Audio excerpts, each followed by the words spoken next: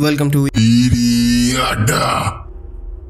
আজকে আমি একটা অন্যরকম নোভেল পড়তে চলেছি, আমার নিজের লেখা নোভেলটা। আজকে অধ্যায় 1 শূন্যের ভিতর শুরু করছি। নোভেলটার নাম আমি এখনও ঠিক করে উঠিনি, পরের এপিসোডে হয়তো আমি নামটা দিয়ে দেবো, আপনারা শুনুন। যদি ভাল লাগে তাহলে বলবেন, তাহলে এটা কন্টিনিউ করবো। না হলে যেরকম গল্প আমি দিচ্ছিলাম ওয়্যারউলফ, স্কিন ওয়াকার, ওই সব তো দেবই। ধন্যবাদ, আর দেরি করছি না, শুরু করতে চললাম আজকের গল্পটি। লাইক করুন, প্লিজ লাইক করুন। আপনারা লাইক করছেন না, আমি গল্পের মাঝখানেও একবার দরকার পড়লে লাইক বলে দেবো, আপনারা হয়তো ভুলে যাচ্ছেন। সাবস্ক্রাইব করুন, লাইক করুন। আমাদের 1000 সাবস্ক্রাইবার পৌঁছাতেই হবে, না হলে এইরকম ভাবনা চিন্তার আমি গল্প কি করে দেবো? আমারও তো একটা রেমিনারেশন দরকার। ধন্যবাদ, আপনারা প্লিজ বুঝুন। শুরু করতে চললাম। শূন্যের ভিতর অধ্যায় 1। বেলঘড়িয়ার পুরনো বাড়ির দোতলায় জানলার পাশে দাঁড়িয়ে আকাশ দেখছিল অরণ্য। তার বয়স মাত্র 28, কিন্তু চোখে মুখে জমে থাকা অনিদ্রার ক্লান্তি তাকে যেন 40-এর কাছাকাছি দেখাচ্ছিল। ছোট থেকেই তার মনের মধ্যে ছিল এক অদ্ভুত ক্ষুধা, অজানাকে জানার ক্ষুধা। বিজ্ঞান তার প্রথম প্রেম, কিন্তু বিজ্ঞানের সীমারেখা তার জন্য কেবল একটা বেড়া। সে বারবার ভেবেছে, যা আমরা দেখি, যা আমরা মাপি, তা কি সত্যি সম্পূর্ণ, নাকি মহাবিশ্বের অন্ধকারে কোনো ফাঁপা গহ্বরের মধ্যে লুকিয়ে আছে অন্য এক সত্য, যা মানুষের চোখে দেখা সম্ভব নয়? এই প্রশ্নগুলো নিয়ে পড়াশোনা করতে করতে একদিন তার হাতে এসে পড়ল এক বিস্তৃত পাণ্ডুলিপি। পাণ্ডুলিপি নাকি লেখা হয়েছিল 19 শতকের শেষ দিকে এক বিজ্ঞানীর হাতে, যার নাম ইতিহাসের বইতে নেই। পাতাগুলো হলদেটে, কালি প্রায় মুছে গেছে, কিন্তু অক্ষরগুলো যেন জীবন্ত, যেন তারা অরণ্যের চোখে তাকিয়ে আছে। সে রাতেই অরণ্য পড়তে শুরু করলো। পাণ্ডুলিপিতে লেখা ছিল, মানুষ ভাবে শূন্য মানে কিছুই নয়, কিন্তু শূন্য মানে পূর্ণতা। শূন্য মানে দরজা, দরজা যার ওপারে আছে নক্ষত্রেরও অতীত। আমি সেই দরজার কাছাকাছি গিয়েছিলাম, আমি দেখেছিলাম যাকে দেখা উচিত নয়। শব্দগুলো পড়তে পড়তে অরণ্যের বুক কেঁপে উঠল, কারণ তারও এই একই স্বপ্ন হাসে বারবার, শূন্যের ভেতরে ঢুকে পড়ার স্বপ্ন। কিন্তু কিভাবে?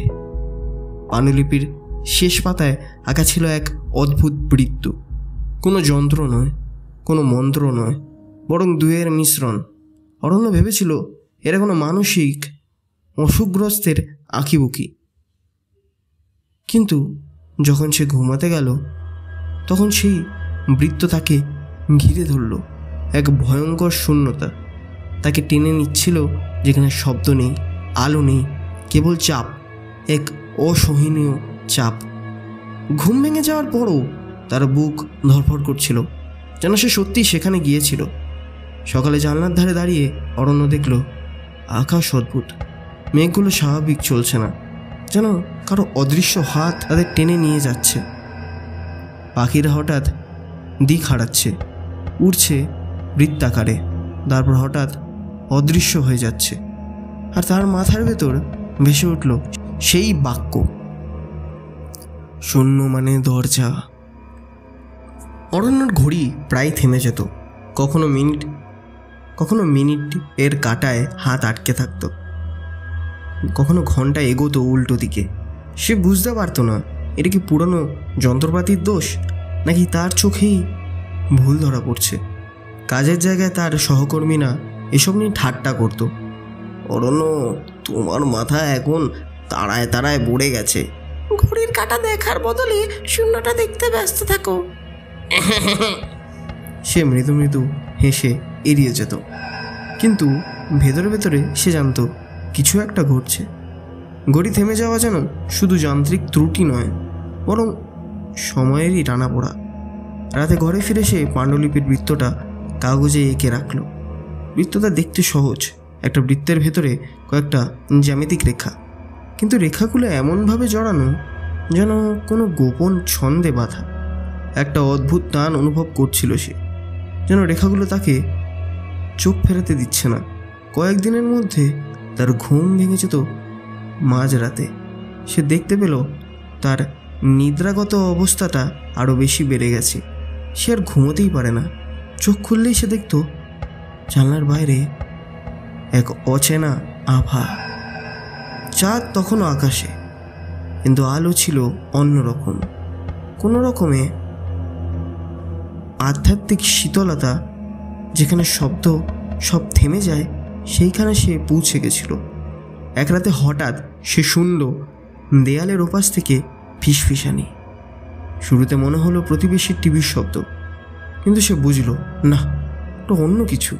শব্দগুলো কোনো ভাষা নয়, কোনো গানের সুরও নয়, বরং এক ধরনের গভীর কম্পন, যা সরাসরি বুকের ভেতর বাজছিল। তুই কি প্রস্তুত? অরণ্য চমকে উঠল।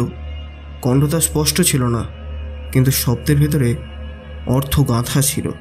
সে জেগে উঠে বসল পুরোপুরি।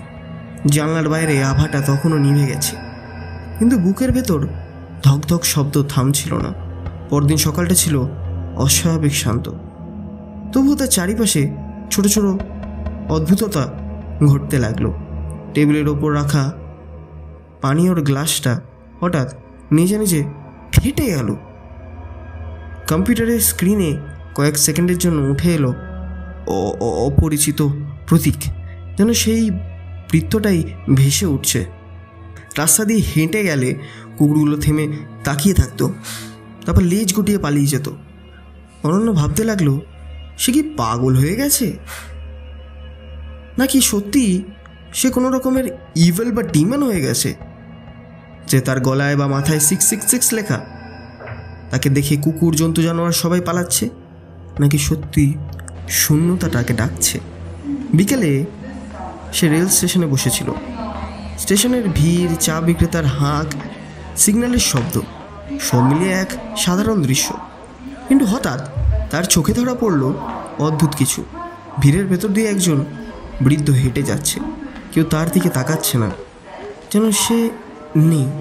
কিন্তু অরণ্যের চোখ আটকে গেল, কারণ বৃদ্ধের কপালে ম্লান আলো জ্বলছে, আর তার হাতে ধরা আছে সেই একই প্রতীক খোদাই করা এক পুরনো পাথরের টুকরো।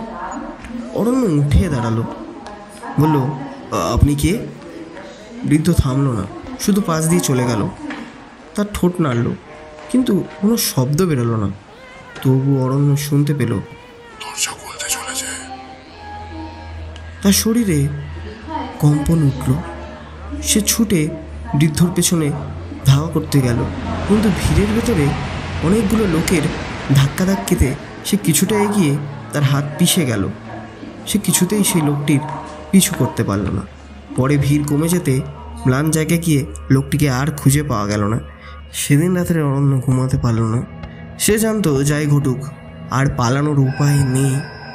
তার মাথায় ঘুরছিল একটাই শব্দ, দরজা দরজা দরজা দরজা দরজা দরজা। সে আবার কাগজে বৃত্ত আঁকল। অন্যমনস্কভাবেই সেই বৃত্তটি আঁকতে থাকে। ভেবে দেখল, এই বৃত্তের মধ্যে দিয়েই আমরা অনেক কিছু দেখতে পাই। এই বৃত্ততেই আমরা থাকি। চোখের ভেতরেও বৃত্ত আছে বলেই আমরা পৃথিবীর আলো দেখতে পাই, এবং জীবনও একটা বৃত্তর মতোই চলে, লাইফ সাইকেল যাকে বলে। কাগজটা ডেস্কে রাখতেই ঘরের বাতাস ভারী হয়ে উঠল। আলো নিভে গেল নিজে থেকেই। জানলা দিয়ে শীতল বাতাস ঢুকে এলো। আর ঠিক তখনই তার ঘড়ি থেমে গেল। রেডিয়াম লাইটের ঘড়িটা তার হাতেই পড়া ছিল। সেকেন্ড হাতটা আটকে রইল ঠিক শূন্য সংখ্যার উপর। অরণ্য অনুভব করল ঘরের মধ্যে আরেকটা উপস্থিতি আছে, কারণ তার ঘড়িতে কোনো শূন্য সংখ্যা হওয়ার কথা নয়। অদৃশ্য কিন্তু অস্বস্তিকর একটা অনুভূতি তার চারিদিকে যেন তাকে নিদর্শন করে বেড়াচ্ছে। সে প্রথমবার সত্যি বিশ্বাস করল, শূন্যতা মানে সত্যি এক দরজা, আর দরজা মানে কেউ যেন ওপাশ থেকে তার দিকে নজরদারি করে চলেছে। অরণ্য নিজেকে আর চেনার উপায় পাচ্ছিল না। রাত্রিবেলা কোনো রকমে কেটে গেছিল। এই সব অনুভূতি সে এক ঘুমের মাধ্যমেই হারিয়ে ফেলল। পরের দিনগুলো আরও দিন থাকছিল না, রাতগুলো আর রাত থাকছিল না। সময়ের অর্থ যেন মুছে যাচ্ছিল তার চারপাশ থেকে। অফিসে বসে থাকা অবস্থায় হঠাৎই সে খেয়াল করলো সহকর্মীর ঠোঁট নড়ছে, কিন্তু শব্দ বেরোচ্ছে না। ঘুরতে তাকিয়ে দেখলো মিনিটের হাত আবার আটকে গেছে। কফির কাপ থেকে ধোঁয়া উঠছে, কিন্তু মাঝ হাওয়াতেই তা আটকে গেছে, যেন পৃথিবী থেমে আছে আর কেবল সেই চলছে। এক মুহূর্ত পরে সব আবার স্বাভাবিক হয়ে গেল, কিন্তু সেই মুহূর্তে অরণ্য বুঝে গেল সে একা। এই স্বাভাবিকতার আড়ালে লুকিয়ে আছে অদৃশ্য এক শক্তি, আর কেবল তার চোখেই সে শক্তি দেখা যাচ্ছে। রাত নামতেই সে আবার বসলো সেই পুরনো পাণ্ডুলিপি নিয়ে। হলদেটে পাতার গন্ধ যেন ধূপের মতো ভেসে আসছিল, কিন্তু তাতে এক অদ্ভুত ধাতব শীতলতা মিশেছিল। পাতায় পাতায় লেখা সেই অচেনা বিজ্ঞানীর শব্দ, যেন এখানে তার নিজের মাথার ভেতরে যা যা বাজছে সেগুলোই লেখা। শূন্য মানে দরজা, দরজা মানে নিঃশ্বাস, শ্বাস মানে অস্তিত্বের উপরে জীবন। সে থেমে গেল। অস্তিত্বের উপরে জীবন? মানুষ তো ভাবে জীবন মানে এই জন্ম এই মৃত্যু, কিন্তু যদি মনে হয় এই ভেতরের গহ্বর যেখানে মৃত্যু নেই, কেবল চাপা এক ভয়, যদি মানুষ যা বাস্তব বলে জানে সেটা কেবল খাঁচা হয়, আর বাইরের সত্য এতটাই বিশাল যে মানুষকে মুহূর্তে গুড়িয়ে দেবে। অরণ্যের মাথা ঘুরছিল, কিন্তু সে থামতে পারল না। কাগজে আঁকা বৃত্তটাকে সে বারবার ঘুরিয়ে ঘুরিয়ে দেখল। রেখাগুলো যেন একে অপরকে ছেদ করছে, কিন্তু আবার ছেদ করছে না, যেন দুটি জগৎ একই সাথে পাশাপাশি বিদ্যমান, কিন্তু স্পর্শ করছে না। বেলগড়িয়ার সেই রাতগুলো বদলে যাচ্ছিল। অরণ্য বারান্দায় দাঁড়িয়ে থাকত। রাস্তার আলো এক মুহূর্তে নিভে যায়, আবার জ্বলে ওঠে।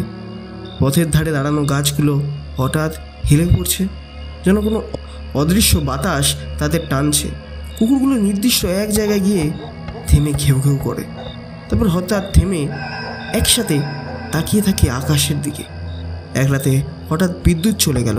অন্ধকারে অরণ্য দেখল জানলার কাছে প্রতিফলন, কিন্তু সেটা তার মুখ নয়। চোখ দুটো ফাঁপা, যেন কোনো আলো নেই।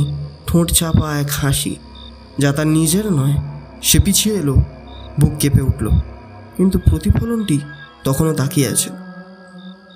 স্টেশনের সেই বৃদ্ধকে, যাকে সে আবার দেখতে পেল।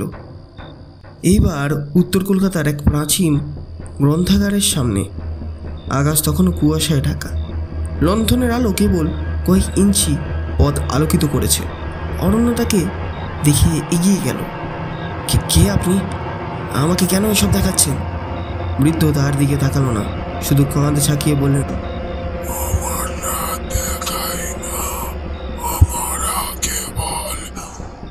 মনে করিয়ে দি, তুই তো দেখার জন্যই জন্মেছিস। তুই সেই চোখ যেটা অনেক আগে থেকেই বেছে নেওয়া হয়েছে। অরণ্য কেঁপে উঠল। দরজা কোথায়? বৃদ্ধ মৃদু হাসলেন। দরজা তোকে খুঁজে নেবে। বৃদ্ধ হেঁটে চলে গেলেন। অরণ্য দাঁড়িয়ে রইল, কিন্তু তার ভেতরে কিছু বদলে যাচ্ছিল। শহরের প্রতিটি আলো গলি এখন সে যেন সব কিছুতে বৃত্তের ছায়া দেখতে পাচ্ছে। দেয়ালে ফাটল, মাটিতে ফেলে দেওয়া সংবাদপত্রের ছাপ, এমনকি মানুষের চোখের পেছনেও। ধন্যবাদ। আপাতত এটুকুই বলছি। যদি আপনাদের ভালো লাগে তাহলে পরের এপিসোডটা আমি বার করব, তার নাম আমি অন্য কিছু একটা দেবো। আপনাদের ভালো লাগলে লাইক করুন, শেয়ার করুন, আর আমি করছি অ্যাটলিস্ট 10টা লাইক করুন, তারপরেই আমি কিন্তু পরের এপিসোডটা ড্রপ করবো। নাহলে আমি এমনি নর্মাল যেরকম পার্ক রেঞ্জার বা স্কিন ওয়াকার এরকম গল্প ড্রপ করতে থাকবো। আমি বুঝতে পারবো যে এইরকম স্টাইলের গল্প আপনাদের ভালো লাগছে কিনা, কারণ এইটা তো ওই রকম স্টাইল না যে নর্মালি যেরকম হয় ভূত এসে ভয় দেখিয়ে গেল। এটা একটু স্লো বার্ন স্টাইল, এটা একদম আমার মন থেকে বার করা। আমি চেষ্টা করছি এটাকে একটু আলাদা করে করার। আমি বলছি আপনাদের, আমি এমন একটা জিনিস দিতে চাইছি যেটা বাংলার বুকে যদি হয়েও থাকে খুবই কম আছে। আমি তাই একটু আইডিয়াটাকে আরও পলিশ করছি, আর আমি দেখছি আপনারা কেমন পছন্দ করছেন। তা না হলে এই খাটনির কোনো মানে হয় না। ধন্যবাদ। লাইক করুন, শেয়ার করুন এবং সাবস্ক্রাইব করুন আমার চ্যানেলটি। Iriada. লাইকটা করবেন অবশ্যই, লাইকটা করতে ভুলবেন না। ধন্যবাদ।